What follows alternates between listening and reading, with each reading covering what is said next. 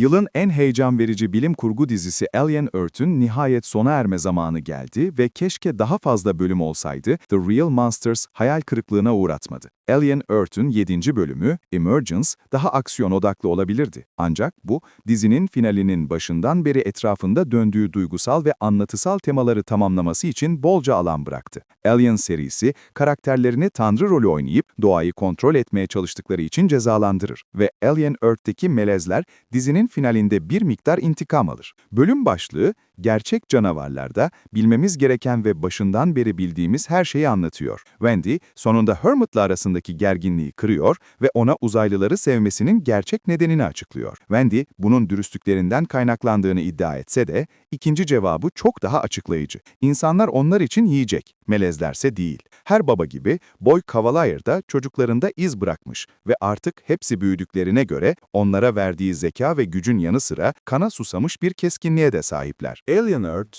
gelecek sezonlara yer açarak kaçınılmaz sonunu ortaya çıkarıyor. Hibritler kilit altındayken ve Hermit'in ihanetinin ardından işler nispeten durmuşken, Boy Cavalier kibrine fazlasıyla yaslanmışken, hikayeye geri dönüyoruz. Gerçek canavarlar, beklediğimden biraz daha sönük geçse de, Cavalier'in bölümdeki çöküşünü ve yavaş yavaş kontrolünü kaybetmesini izlemek, beklediğim kadar tatmin ediciydi. Ancak bunun olacağını tahmin etmemesine biraz şaşırdım. Wendy'nin isyanının tohumları uzun zaman önce atılmıştı. Ama sanırım Cavalier'in ölümcül kusuru onu yok etmek içindi. Wendy'nin yetişkinlere ne kadar az ihtiyacı olduğunu ve aslında onlardan ne kadar üstün olduğunu fark ederken planlarının ve güçlerinin nasıl yerine oturduğunu izlemek etkileyici. Bölüm boyunca bolca gerilimli an olsa da Alien Earth'ün en heyecan verici sahnelerini sondan bir önceki bölüme ayırması mantıklı.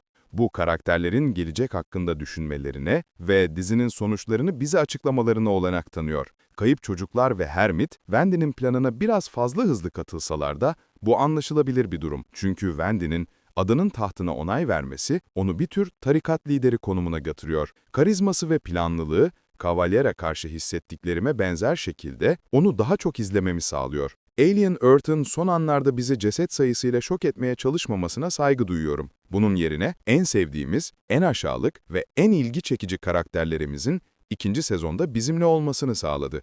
Gözbebeği canavarının çocuğu parazit gibi kontrol etmesi için hala zaman olsa da dizinin bu kaçınılmaz sonucu sonraya saklamasını takdir ediyorum. Yaratık, Alien Earth'ün bilerek belirsiz bıraktığı birçok açık uçtan biri. Bu yüzden sezonlar arasındaki boşlukta düşünecek çok şeyimiz olacak. Xenomorph tek amaçlı bir katil olduğu için korkutucu olsa da gözbebeği dikkatimizi çeken bir zeka seviyesinde işliyor. Boy Cavalier'inki de öyle. Bu yüzden orada önemli bir tartışma yaşanacağını varsaymak güvenli görünüyor. Alien Earth'teki gerçek canavarlar kim olduğu bakış açınıza bağlı. İzleyicinin gerçekten özdeşleşebileceği tek bir karakter var, Hermit. Ne yazık ki dizideki en az ilgi çekici karakterlerden biri. Gerçek canavarların sonunda herhangi bir kontrole sahip olan tek insan olarak bu hassas durumun gelecek sezonda ortaya çıkmasının çok fazla yolu yok. Wendy, gerçek canavarlarda yeni bir dünya düzeni kuruyor. Chandler, özellikle Wendy'nin bölümü olan gerçek canavarlarda en iyi performansını sergiliyor. Çünkü artık tüm kozların onda olduğunu inkar etmenin bir anlamı yok.